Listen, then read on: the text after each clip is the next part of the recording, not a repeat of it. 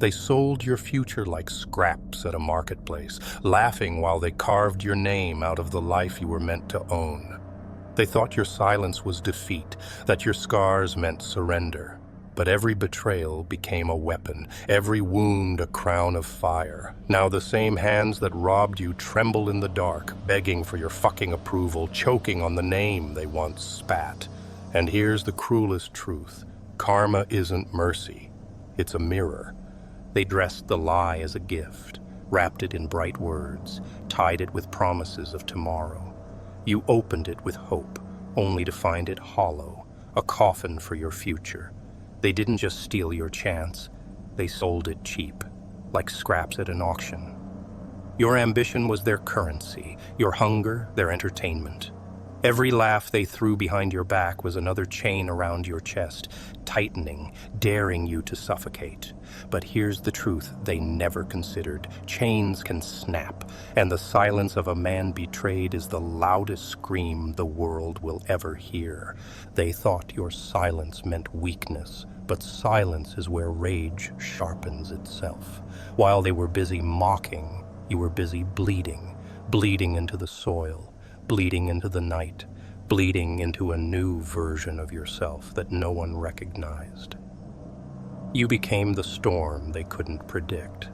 They had power in numbers, but you had power in pain, and pain is the only teacher that never forgets its lesson. Every insult they spat, every opportunity they burned, every time they sold you short, it all fermented into something darker, something unstoppable. Your scars aren't random lines etched across your skin. They are scripture.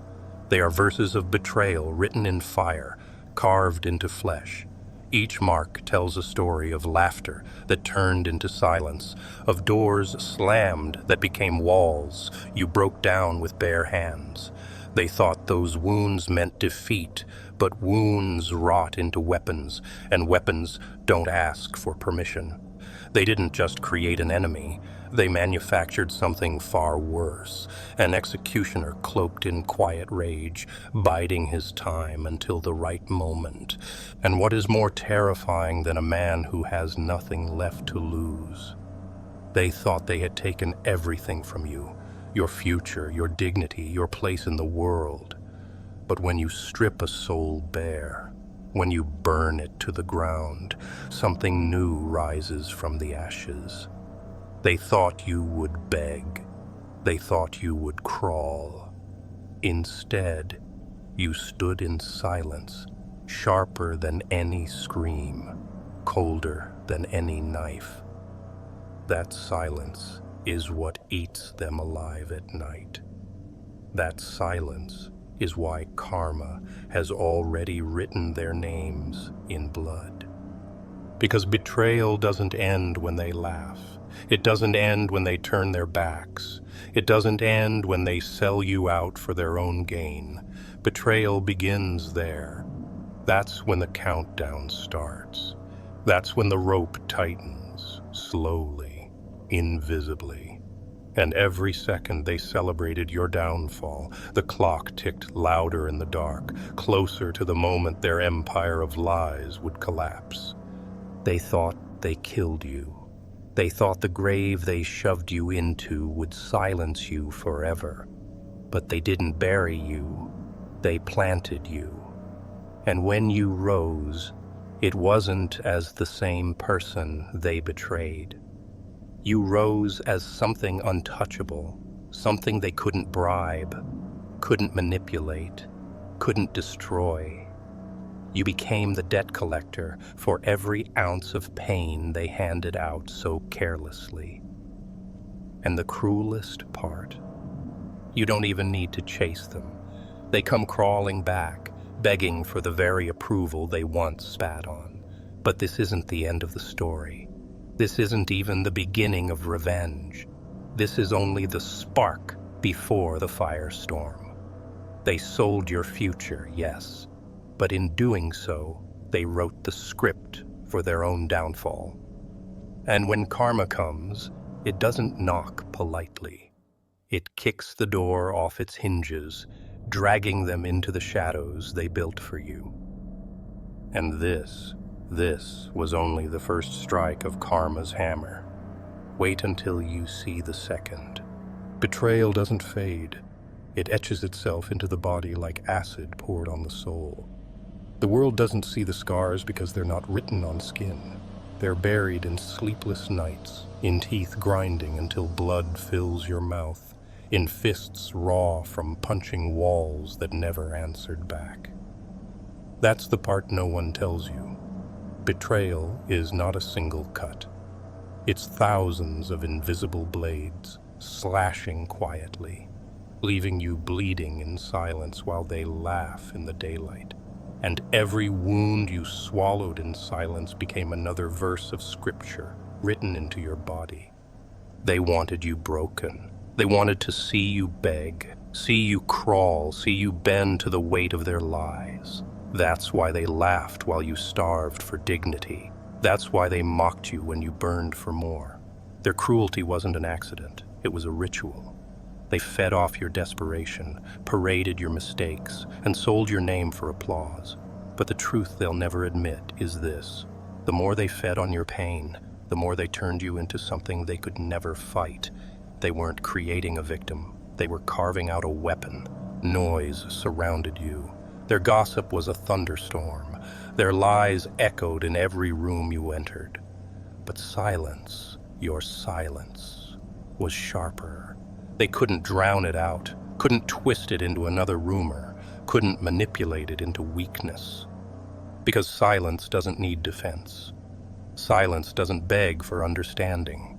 Silence is the stare of a blade before it cuts. And the longer you stayed silent, the louder their fear grew. They can fight a scream. They can argue with words. But how do you fight someone who doesn't need to speak at all? The scars became scripture, and scripture became prophecy. Every sleepless night turned into fuel. Every betrayal became a fire. You began to realize the sick truth. Betrayal is not the end.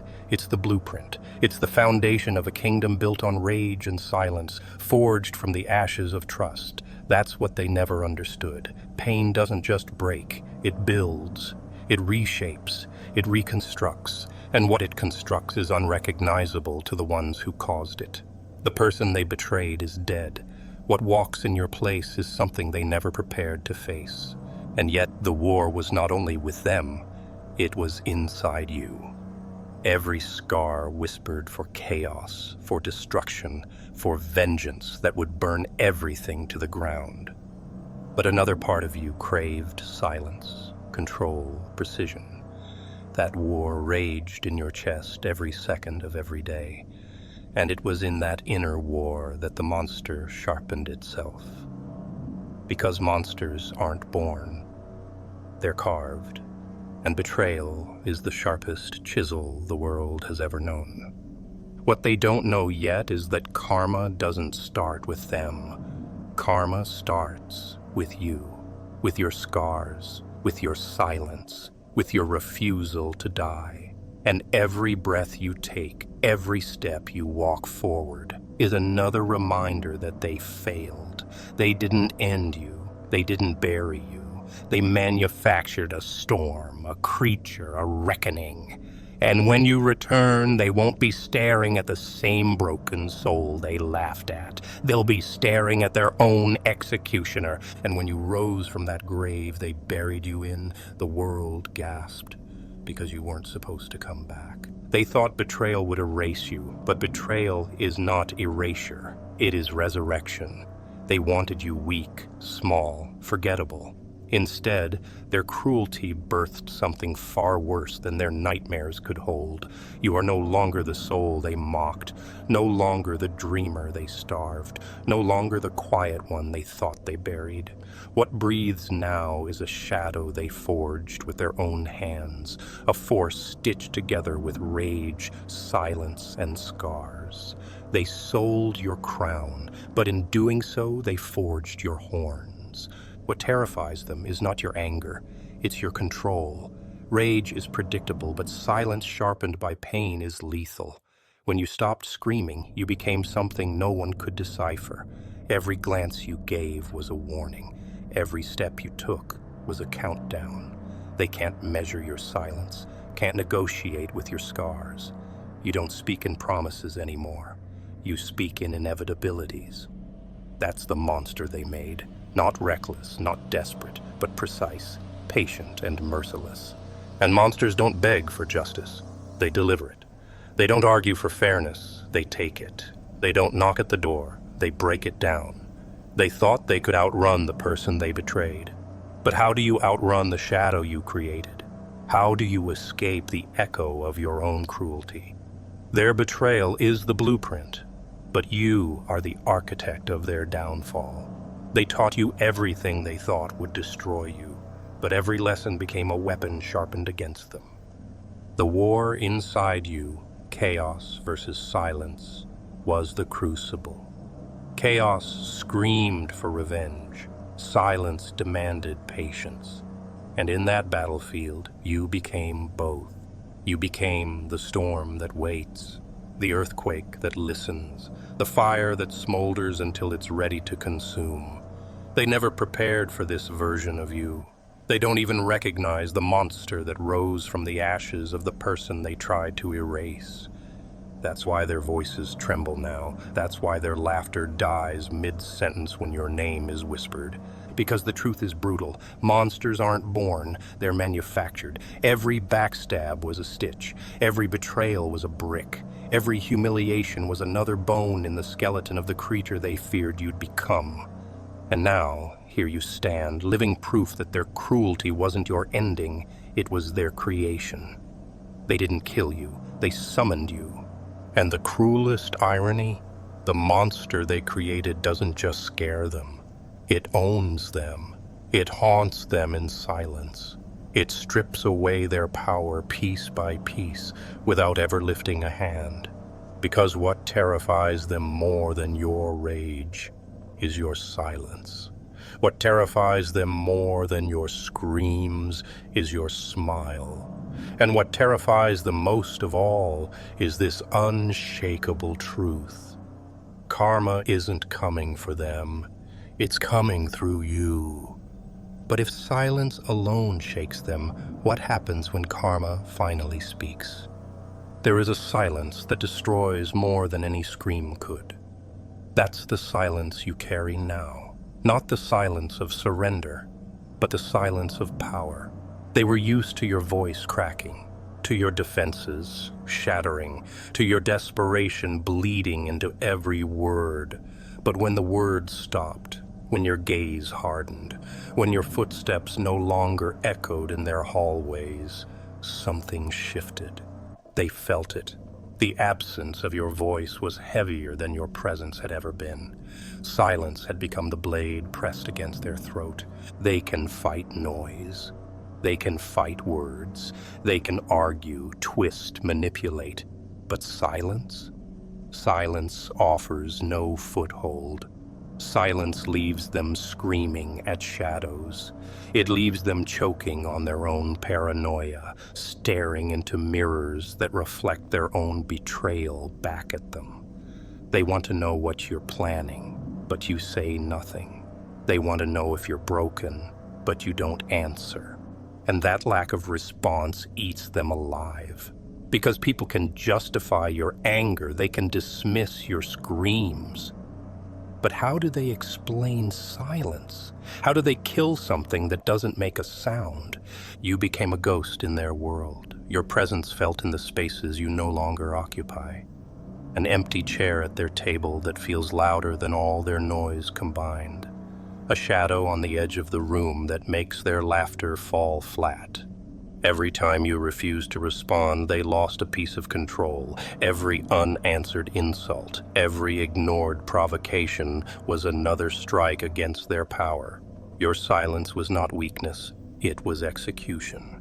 They realized too late that the loudest voice in the room is the one that doesn't need to speak. And silence is patient. It doesn't rush. It doesn't stumble. It doesn't waste itself in petty retaliation. It waits. It watches. It sharpens. While they rot in the noise of their own schemes, your silence is the ticking clock they can't turn off. Every second they hear it, louder and louder, until it drowns out their lies.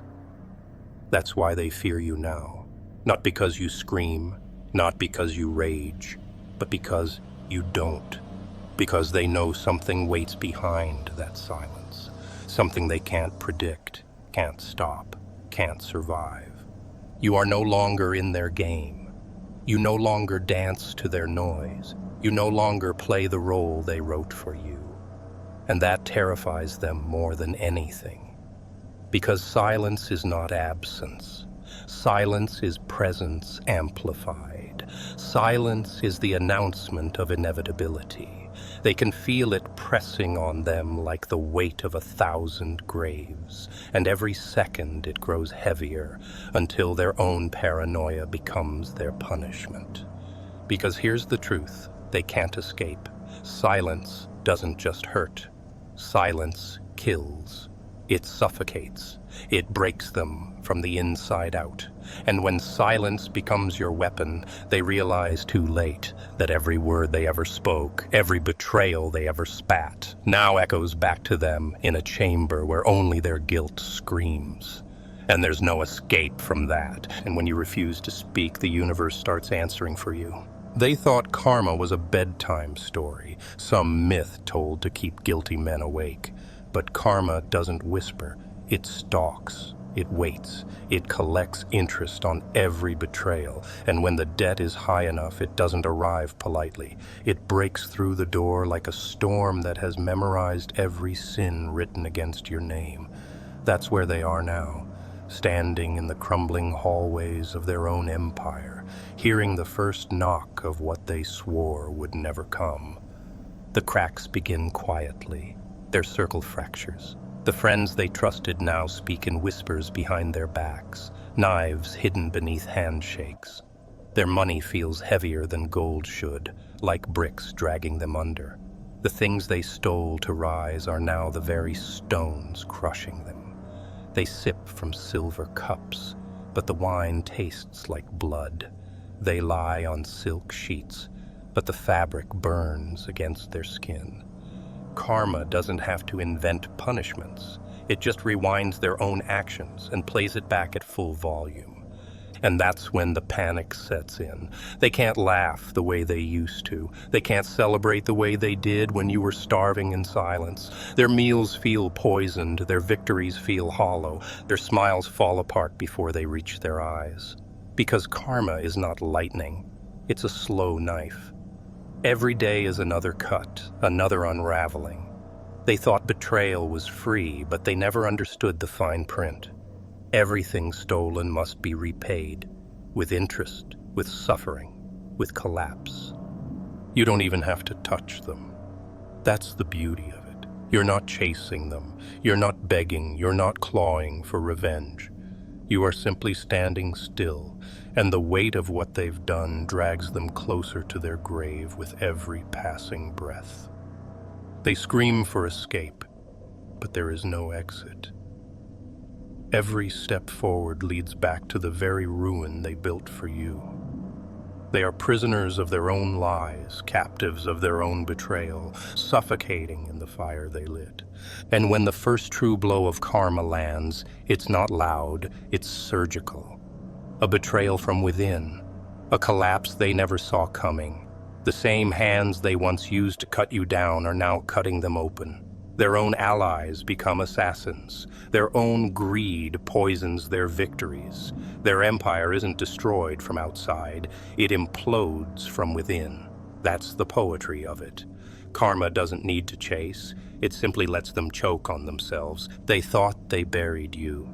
They thought you were gone. But now, even in silence, even without lifting a finger, they can feel you everywhere. You've become the echo in their downfall, the ghost in their guilt, the face they see in every shadow. And what terrifies them most is not the destruction itself. It's the realization that the destruction is only beginning. Because this was just the whisper. The real scream hasn't arrived yet. Their downfall isn't fireworks. It isn't a dramatic explosion for the world to cheer. No, it's slower, crueler. It's the suffocating silence of everything they built turning to ash beneath their hands. One by one, the pillars of their empire collapse. The lies they used as bricks now crumble to dust. The people they manipulated now vanish like smoke. And the future they stole from you, it becomes the noose tightening around their own neck. This is karma's final theater, and the curtain has risen with no applause. They thought power was eternal, but power without truth is a house built on quicksand. Look at them now. Their riches rot, their names are spoken in shame, their influence mocked by the very voices that once bowed to them. They sit in rooms filled with shadows, haunted by ghosts they tried to bury. And at the center of it all is the silence of your revenge, not screamed, not shouted, but felt in every corner of their collapse. You don't even have to be there. The echo of your scars is enough. Picture it. They sit on a throne of ashes. Not gold, not victory, not legacy. Ashes. Ashes of bridges they burned. Ashes of trust they destroyed. Ashes of every soul they betrayed, piling higher until their throne becomes their grave. That's the beauty of karma. You don't need to ignite the fire. They light it themselves. All you had to do was endure, survive, and rise. The rest was inevitable. The rest was written in every betrayal they thought would erase you. And here's the final truth. You don't seek their approval anymore. You don't crave their apology, their recognition, or their respect. Because the moment they beg for it, it means nothing. They already lost. The game is over. What they once held over you is gone, burned in the inferno of their own making. You stand where they tried to bury you, alive, unbroken, undeniable. They can choke on your silence now because silence has become your crown. This is the lesson written in fire. Betrayal doesn't destroy the betrayed. It destroys the betrayer. They thought they sold your future, but in truth, they only auctioned off their own souls. You don't need revenge. You are revenge. You are the debt they'll never repay, the ghost they'll never silence, the mirror they'll never escape. And when the dust settles, when the smoke clears, they'll finally realize the cruelest truth of all. Karma didn't destroy them. You did. Now listen closely. Because if you've carried scars, if you've endured betrayal, if you've turned your silence into a weapon, this story is yours. Don't let it fade when the screen goes dark. Carry it, sharpen it, and let it burn in your chest until you rise above every chain they tried to lock you in. And if you felt this power, if you know this darkness, subscribe now, because this is not the end. It's only the beginning.